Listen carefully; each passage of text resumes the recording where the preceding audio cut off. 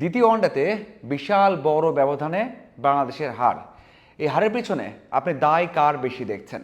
বাংলাদেশ দল টস জিতে ফিল্ডিং নিয়েছে, দারুণ টস ছিল এবং এখানে টস জিতে আরও ফিল্ডিং দেবেন, সেটাই স্বাভাবিক ছিল। কিন্তু 274 রান করলো পাকিস্তান, মানে এই মাঠে, মিরপুরে মাঠে 274 রান। আপনি এটা শুনে বলতেই পারেন যে বাংলাদেশ দলের বোলাররা ভালো করেনি, এই জন্য বাংলাদেশ ম্যাচটা হেরে গেছে। কিন্তু ভাই, এই উইকেটটা একেবারে ব্যাটিং স্বর্গ ছিল। যখন বাংলাদেশ ব্যাট করেছে তখনও দেখা গেছে, এবং পাকিস্তান পুরো ইনিংস যখন ব্যাট করেছে পুরোটা ইনিংসেই দেখা গেছে যে উইকেটে চেঞ্জ নেই, একেবারে ব্যাটিং প্যারাডাইস, এবং সেখানে খুব বেশি একটা মুভমেন্ট নেই। এবং যেভাবে শুরু করেছে পাকিস্তান, তাতে কিন্তু বাংলাদেশ দল খুব একটা চাপে পড়েনি। আপনি যদি দেখেন যে প্রথম 13 ওভারে 103 করেছে পাকিস্তান, এবং সেখানে বাংলাদেশ দলের বোলারদের খুব একটা চাপে মনে হয়নি, ফিল্ডারদের চাপে মনে হয়নি, কারণ বাংলাদেশ দল প্রথম ম্যাচ এমনভাবে জিতেছে যে এই ম্যাচে যে কোনো একটা বা দুটো উইকেট আসলে পাকিস্তানকে দ্রুত অল আউট করা যাবে, সেই বিশ্বাস ছিল। এবং সেই বিশ্বাস ছিল, সাথে আরও একটা বিশ্বাস ছিল যে এখানে 280, 290, 300 রানও চেস করা যাবে, কারণ উইকেটটা এতটাই ব্যাটিং ফ্রেন্ডলি ছিল। ওই যে মাস সাদাকাত যখন 44 বা 46 বলে 75 করে আউট হয়ে গেলেন, এরপর কিন্তু সেই আভাসটা পাওয়া গেছে। পরের 30 রানের মধ্যে আরও দুটো উইকেট নেওয়া গেছে, এবং মনে হচ্ছিল যে বাংলাদেশ দল প্রথম যেই ওডিআই ম্যাচ সেখানেও তো এমন শুরু করেছিল, শুরু করার পর তারা একেবারে 114 রানে অল আউট হয়ে গেল, এই ম্যাচে হয়তো বা 220, 230-এর মধ্যে অল আউট হয়ে যাবে, কিন্তু এমনটা হয়নি।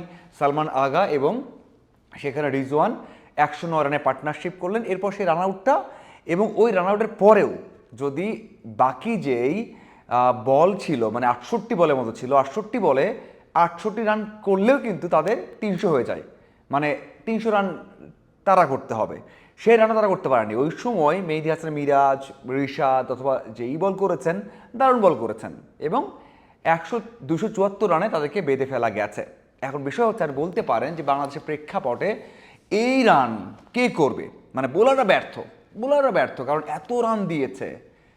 কিন্তু বাংলাদেশের বোলাররা ভালো করেছেন, শেষে 10 ওভারে ভালো করেছেন, প্রথম দিকে খারাপ করলেও লাইন লেন্থ বুঝতে পারেনি, এবং ব্যাটাররা যেখানে খেলছে বারবার সেখানে বল দিয়েছে, ভালো বল করেনি, এটা মানতে কোনো ধরনের বাধা নেই, বা মানে অস্বীকার করার কোনো স্কোপ নেই। কিন্তু 274 রান চেস করা যাবে না, এটা কোনোভাবেই মানা যায় না। তবে যখন বাংলাদেশ দল বল করতে শুরু করেছে, ব্যাট করতে শুরু করেছে, মানে পাকিস্তান ডিফেন্ড করতে নেমেছে, তখনই আপনি নিশ্চিত যে বাংলাদেশ দল পারবে না, কারণ বাংলাদেশ দল গেল 12 থেকে 14 ম্যাচে 11 ম্যাচের মধ্যে 60টাতেই 50 ওভার ব্যাট করতে পারেনি। দেখুন, আপনি বলতে পারেন যে ভাই, বাংলাদেশের ব্যাটিং লাইন আপ তো অনেক ডেপথ আছে, সেখানে লিটন ব্যাক করেছেন, সেখানে আফিফ ব্যাক করেছেন, কেন পারবে না?